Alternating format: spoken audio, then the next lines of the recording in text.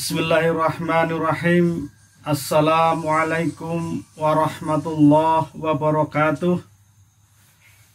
Saudara-saudara sekalian, pada kesempatan ini kita akan melanjutkan kajian kita tentang filsafat dakwah pada bab yang ke-9 tentang strategi dakwah. Saudara sekalian, kita awali dari pengertian strategi. Dalam Kamus Bahasa Indonesia KBBI itu ada 4 pengertian tentang strategi. Yang pertama, bahwa strategi adalah ilmu dan seni yang menggunakan semua sumber daya bangsa untuk melaksanakan kebijaksanaan. Yang kedua adalah strategi difahami sebagai sebuah ilmu dan seni memimpin bala tentara untuk menghadapi musuh-musuh dalam perang, dalam kondisi yang menguntungkan, tentu dalam perang dan damai. Kemudian juga yang ketiga, strategi diartikan sebagai rencana yang cermat mengenai kegiatan-kegiatan untuk mencapai sasaran khusus. Yang keempat adalah strategi adalah tempat yang baik untuk siasat. Tetapi pengertian itu yang sering dipakai adalah yang dulu memang strategi itu identik dengan peperangan, taktik. Pada perkembangan berikutnya punya makna yang secara umum, yaitu adalah bagaimana perencanaan-perencanaan yang cermat mengenai kegiatan-kegiatan yang menjadi sasaran. Strategi dalam beberapa definisi selalu diartikan atau mungkin lebih pada sebuah pendekatan secara keseluruhan yang berkaitan dengan pelaksanaan sebuah kegiatan dalam kurun waktu tertentu. Ini yang saya kira definisi ini yang umum difahami oleh beberapa kajian-kajian, khususnya baik itu dalam komunikasi maupun dalam filsafat ya. Jadi pendekatan secara keseluruhan yang berkaitan dengan implementasi ide-ide, gagasan, perencanaan, pelaksanaan sebuah kegiatan dalam waktu kurun tentu. Maka Imam Syafi'i pun juga mereka memberikan pemahaman tentang strategi, yaitu kita itu berpikir sebelum menentukan suatu ketetapan, atur strategi sebelum menyerang, musyawarah terlebih dahulu sebelum melangkah maju ke depan. Itu Imam Syafi'i. Nah, kemudian itu pengertian-pengertian strategi secara umum ya, baik dalam kamus maupun dalam pembahasan filsafat maupun dalam pembahasan komunikasi. Pada kesempatan ini yang kita fokuskan adalah bagaimana sih sebenarnya strategi dakwah itu. Samsul Munir Amin mereka mendefinisikan bahwa yang dimaksudkan strategi dakwah adalah proses menentukan cara dan daya upaya menghadapi sasaran dalam situasi dan kondisi tertentu guna mencapai tujuan dakwah secara optimal. Atau dengan kata lain bahwa yang dimaksudkan dengan strategi dakwah adalah siasat, taktik ataupun manuver yang ditempuh dalam rangka mencapai tujuan dakwah. Oleh karena itu pada dasarnya dakwah itu ada 2 strategi yang dikenal dalam kajian-kajian filsafat maupun dalam kajian-kajian dakwah. Misalkan dalam bukunya Abdul Basit tentang filsafat dakwah itu mereka menyampaikan ada 2 strategi dalam dakwah itu, yaitu strategi dilihat dari tujuan dan strategi dilihat dari pendekatan. Kalau strategi dilihat dari tujuan itu ada 2 yang dikenal, yaitu strategi tausiah atau bagaimana strategi untuk menambah jumlah umat Islam, atau bahasa yang sering kita dengar adalah islamisasi. Karena saat ini strategi ini belum banyak dilakukan ya, karena strategi tausiah atau penambahan jumlah umat Islam itu atau islamisasi saat ini strategi ini belum banyak digunakan dibandingkan masa lalu. Bagaimana ketika proses Islam awal-awal masuk di Indonesia.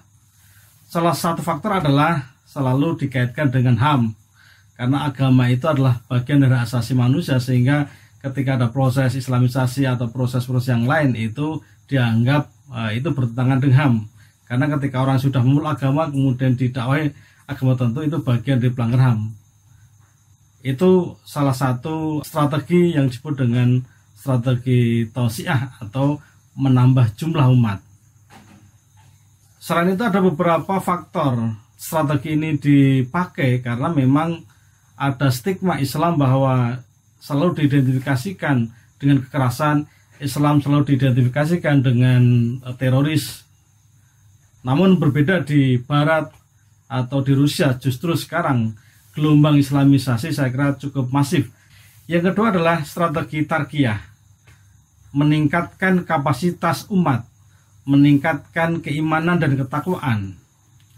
Karena dalam masyarakat awam itu dakwah lebih banyak ditampilkan dalam bentuk-bentuk ceramah, atau dalam bahasa kita disebutkan dengan keahlian retorika, sehingga terkesan dakwah itu ceramah yang disampaikan dengan bahasa-bahasa yang humoris. Masyarakat tidak memandang apakah materi yang disampaikan itu berkualitas atau tidak, apakah kemudian materi yang disampaikan itu mengubah dirinya atau tidak. Itu bukan persoalan. Bagaimana kemudian strategi tarkiyah itu bisa meningkatkan kapasitas umat betul-betul. Tapi karena memang faktanya sekarang banyak aktivitas dakwah itu menampilkan retorika-retorika, apalagi kemudian dibumbuni dengan humoris-humoris ya, sehingga kegiatan dakwah itu lebih cenderung kepada hiburan atau bukan juga entertainment. Yang kedua adalah strategi dilihat dari pendekatan. Yang pertama adalah thaqafin. Jadi thaqafin atau kultural ya. Jadi strategi ini diperlukan karena di era globalisasi ini dan di era disrupsi ini yang mengubah pola perilaku sebagian manusia terkait dengan kebenaran ya. Termasuk ada sebagian orang yang menisbikan kebenaran agama. Oleh karena itu orang-orang yang didekatkan dengan identitas kultur yaitu agama mereka, maka strategi thaqafin itu penting ketika dikaitkan dengan keadaan sekarang, karena era sekarang disebut dengan era globalisasi atau saat ini juga disebut dengan era disrupsi, di mana pola-pola perilaku sebagian manusia itu ada istilahnya ada post-truth ya, pasca kebenaran, sehingga mereka tidak jarang orang menisbikan agamanya. Oleh karena itu tentu dengan pendekatan identitas kultur itu diharapkan mereka mampu memahami aktivitas dakwah atau juga digunakan sebagai pendekatan-pendekatan dalam berdakwah. Yang kedua adalah haikaliu ya, jadi haikaliu atau struktural ya. Jadi strategi haikaliu atau struktural yaitu strategi dakwah melalui kekuasaan, struktur melalui kekuasaan, yaitu apa? Keterlibatan dalam proses islamisasi maupun dalam peningkatan kapasitas baik itu orang-orang yang di eksekutif, di legislatif maupun di yudikatif, karena strategi ini dipandang efektif. Jadi kita lihat misalkan dalam undang-undang perkawinan, ada undang-undang zakat, undang-undang haji, undang-undang peradilan agama, maupun undang-undangan lain. Ini saya kira melalui undang-undang itu, ketika diundangkan kemudian menjadi hukum positif, itu saya kira sangat efektif untuk bagian dari aktivitas dakwah. Jadi struktural ini, karena struktur itu saya kira juga penting untuk dilakukan sebagai sebuah pendekatan. Prinsip-prinsip strategi kultural yang pertama adalah bahwa dakwah kultural merupakan dakwah yang memberi perhatian kepada audiens atau manusia sebagai makhluk yang berbudaya. Jadi kalau kita ingin menggunakan pendekatan kultural, maka harus dipahami bahwa dakwah kultural itu dalam rangka untuk memberikan perhatian audiens sebagai makhluk yang berbudaya. Ini prinsip yang pertama. Prinsip yang kedua bahwa dakwah kultural itu merupakan metodologi untuk mengemas Islam sehingga mudah dipahami oleh manusia, disesuaikan dengan tradisi mereka, disesuaikan dengan kebiasaan-kebiasaan mereka, sehingga bahasa-bahasa yang disampaikan itu lebih mudah difahami. Itu prinsip dalam strategi dakwah kultural.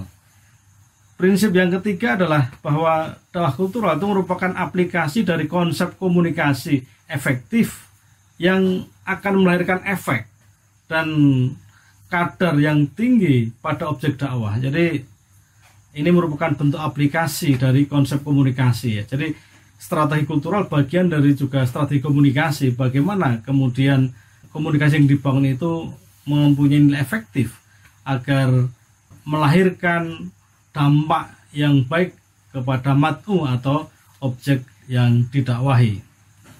Yang keempat adalah prinsip dakwah kultural adalah dakwah kultural itu selalu dimaknai sebagai sebuah dialog antara idealitas nilai-nilai agama dengan realitas kultur ya. Jadi harus dimaknai sebagai sebuah dialog antara idealitas nilai-nilai agar dengan realitas itulah, dengan realitas kultur itulah kemudian akan memudahkan.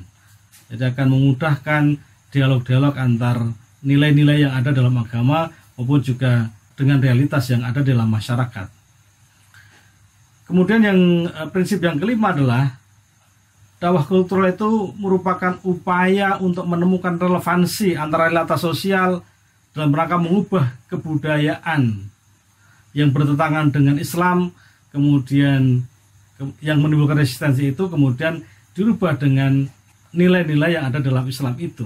Jadi saya kira prinsip yang kelima itu ini sangat relevan sekali, bahwa bagaimana relevansi ya. Jadi upaya-upaya kultural itu dalam rangka untuk menemukan relevansi realitas sosial dalam rangka mengubah kebudayaan yang bertentangan dengan Islam kemudian dirubah. Kemudian tentu bagaimana kemudian agar tidak menimbulkan resistensi dalam pemahaman agama. Kemudian prinsip dakwah struktural ini harus memanfaatkan struktur ya, baik struktur politik, sosial, ekonomi, yang kemudian menjadikan Islam sebagai nilai dalam kehidupan berbangsa bernegara, meskipun tidak harus menjadikan Islam sebagai basis ideologi. Jadi tidak harus kemudian ideologinya dirubah jadi Islam, tetapi adalah bagaimana ini bicara tentang substansinya. Jadi agar struktur dalam sosial, politik, ekonomi itu memiliki nilai-nilai keagamaan, nilai-nilai keislaman dalam kehidupan berbangsa, dalam kehidupan negara. Ini saya kira menjadi hal yang cukup penting dalam prinsip-prinsip struktural. Prinsip yang kedua adalah dakwah struktural itu sebagai alat untuk mendorong dan memperluas pemahaman elit dalam mempraktekkan ajaran-ajaran Islam sehingga diikuti oleh masyarakat, karena sebagian masyarakat itu adalah merupakan klien dari patron ya, patronnya dulu para elit ya. Jadi misalkan para pejabat, para legislator, para yudikator itu mereka memiliki agama yang baik, kemudian karena mereka menghormati, karena mereka juga mereka saling membutuhkan mereka, kemudian masyarakat ini tentu akan menjadi pengikutnya, akan memberikan juga diikuti oleh masyarakat ketika para pemimpin atau elit itu adalah mereka mampu mempraktekkan ajaran-ajaran Islam. Ini namanya prinsip untuk mendorong, memperluas pemahaman elit, kemudian dipraktekkan, sehingga praktek-praktek itulah yang kemudian akan diikuti. Elit sebagai patron, kemudian masyarakat sebagai klien, karena antara patron dan klien itu adalah mereka saling membutuhkan, sehingga apa yang dilakukan oleh para elit itulah kemudian akan dicontoh oleh masyarakat. Yang prinsip yang ketiga adalah dakwah struktural itu sebagai alat pelembagaan perjuangan politik umat Islam, yang kemudian diharapkan melahirkan undang-undang, melahirkan peraturan pemerintah atau perundang-undang lain yang mendukung adanya dakwah Islam. Saudara sekalian, strategi dakwah yang dalam literatur klasik, misalkan kita lihat bagaimana sih sebenarnya strategi dakwah. Misalkan kita ambilkan pada kesempatan ini dari karya Abu Fath al-Bayanuni, misalkan dalam kitabnya Al-Madhal ila Ilmi Ad-Dakwah ya. Jadi strategi atau manhaj itu ada beberapa strategi ya. Yang pertama namanya oleh Al-Bayanuni menyebutnya sebagai Al-Manhaj Al-Atif. Jadi strategi kalbu atau strategi perasaan. Karena melalui perasaan, melalui batin ini menunjukkan kelembutan dan kasih sayang kepada mitra-mitra dakwah atau objek-objek dakwah ya. Yang pertama bahwa manhaj al-atif itu ditujukan kepada orang-orang yang tidak tahu, orang-orang awam. Dengan pendekatan kalbu, dengan pendekatan perasaan, dengan strategi kalbu, dengan strategi perasaan itu kemudian orang-orang yang awam mereka akan bisa mengikuti karena mereka selalu mendasarkan pada kalbu atau perasaan. Manhaj al-atif juga diperuntukkan kepada orang-orang yang tidak sadar akan keadaannya. Ini orang-orang yang papa, orang-orang yang terlantar dan sebagainya. Sehingga ini saya kira juga orang-orang seperti itu menggunakan strategi al-atif dengan perasaan kolbu, mereka didekati untuk diajak ke dalam Islam. Kemudian strategi ini juga digunakan untuk orang-orang yang hatinya lemah. Orang-orang yang hatinya lemah, mereka selalu tidak berdaya dalam kehidupan mereka. Maka dengan al-atif, dengan kalbu, dengan perasaan, mereka ingin coba didekati dengan orang-orang yang semacam ini. Yang selanjutnya adalah, yang keempat adalah al-manhaj al-atif, itu juga digunakan untuk anak-anak. Jadi untuk anak-anak, untuk kerabat-kerabat, untuk sahabat-sahabat. Nah, ini karena strategi inilah yang kemudian menekan kepada kolbu atau perasaan agar menunjukkan kelembutan dan kasih sayang dalam konteks dakwah. Yang kelima adalah orang-orang yang anti dakwah, orang yang mereka jauh dari dakwah, maka didekati dengan cara-cara al-manhaj al-atif itulah kemudian agar mereka bisa atau dapat menerima dengan dakwah. Ini strategi dalam al-madhal illa ilmi ad-dakwah karya Al-Bayuni.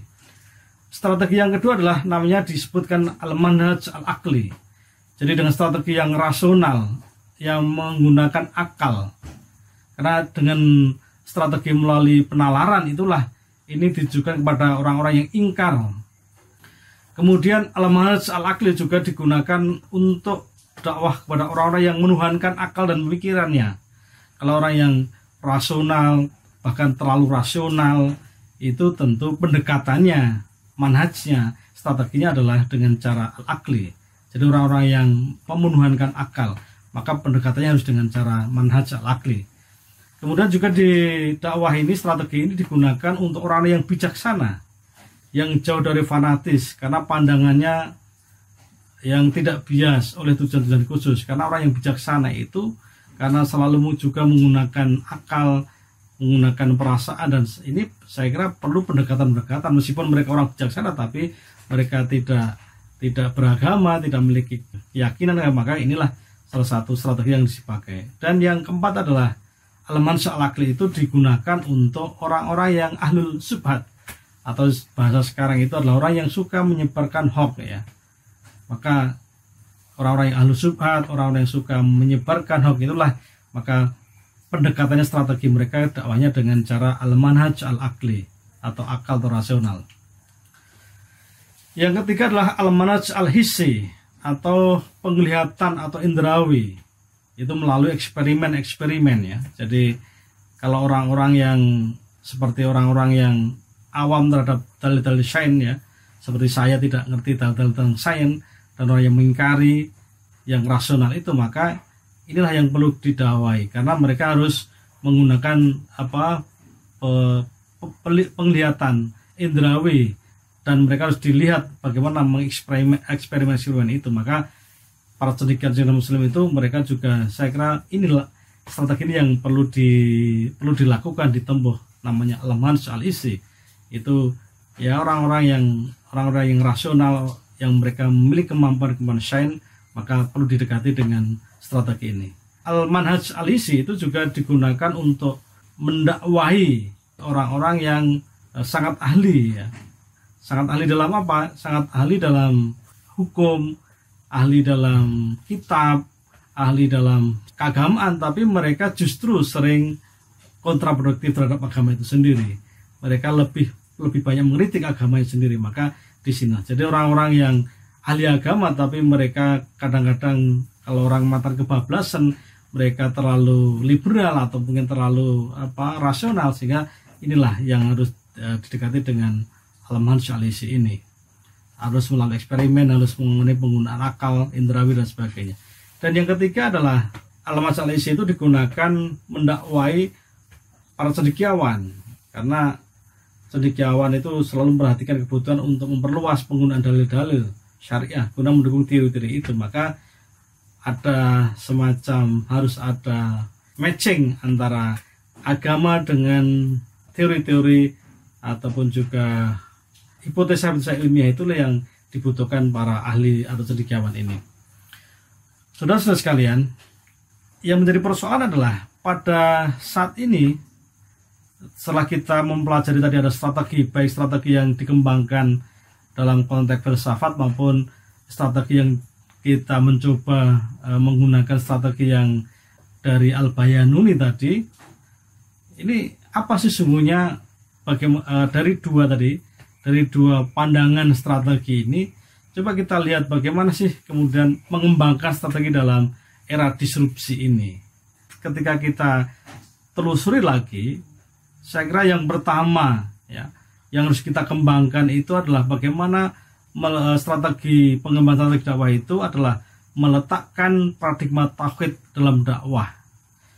Tauhid sebagai nilai-nilai kemanusiaan yang universal. Kalau dalam istilah Az-Zumardi Azra itu tauhid itu berarti menyatukan dari berbagai pandangan-pandangan itu kemudian menjadi tauhid. Ya, maka disebutkan oleh Az-Zumardi itu namanya tauhid. Berarti mereka yang namanya tauhid itu menyatukan pandangan-pandangan, maka kemudian menjadi satu pandangan tauhid. Tapi juga di sini diartikan sebagai tauhid, berarti tauhid ketahuidan bahwa yang berpandangan bahwa Allah itu satu, ya sama. Prosesnya adalah proses penyatuan dari, kalau dulu tauhid itu lahir karena ada banyak agama-agama, kemudian dicoba dijelaskan dengan agama yang tauhid, maka kemudian hampir semua orang itu menerima tauhid. Begitu juga nanti dalam konteks dakwah, dalam tauhid dalam konteks nilai universal adalah banyak pandangan-pandangan menyangkut tentang ketuhanan, tapi kemudian ini loh tauhid la ilaha illallah Muhammad Rasulullah itu sebagai sebuah pemahaman yang universal. Pengembangan strategi dakwah yang kedua adalah dakwah itu sebagai gerakan transformasi sosial. Jadi ketika dakwah itu dipahami sebagai sebuah gerakan transformasi sosial, maka pemahaman agama yang selama ini cenderung eksotoris, yang agak tertutup dalam menerima gejala-gejala kehidupan, sehingga ini menimbulkan masalah. Maka kemudian dalam ketika dakwah dipahami sebagai gerakan transformasi, tentu memahami dari yang eksoteris kemudian bergeser kepada yang esoteris, yang kalau dalam bahasa sosial ada namanya eksklusif menjadi yang inklusif, yang terbuka. Karena agama sekarang sudah masuk dalam wilayah-wilayah yang tidak hanya masalah privat, tapi juga sudah masuk ke wilayah-wilayah publik. Ini saya kira perlu strategi yang harus dikembangkan. Yang ketiga adalah strategi yang imperatif dalam dakwah, atau strategi yang mereka berorientasi pada amar ma'ruf nahi mungkar.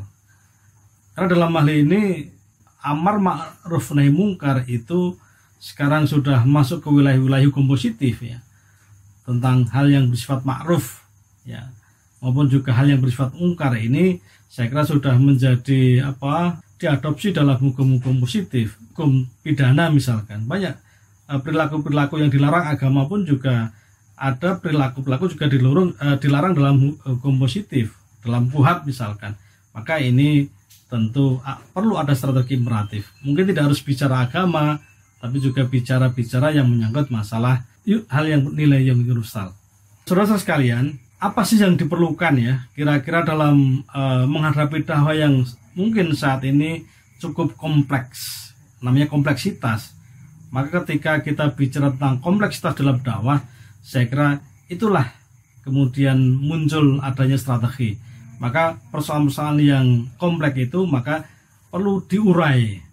Nah, ketika kita mengurai, maka kita sebenarnya perlu strategi. Karena strategi dakwah saya kira banyak sekali bermacam-macam. Itu seiring dengan perkembangan, perubahan, baik itu dalam perkembangan komunikasi maupun juga perkembangan ilmu-ilmu bantu lain dalam agama. Sehingga ini pada prinsipnya adalah strategi ini adalah bagaimana tujuan-tujuan dakwah itu tercapai. Bagaimana tujuan-tujuan kita itu dalam menyampaikan agama itu tercapai.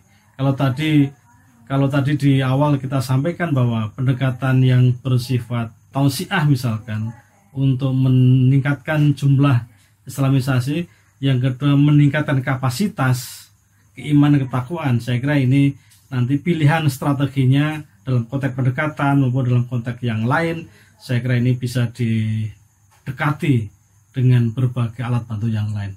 Terima kasih Assalamualaikum warahmatullahi wabarakatuh.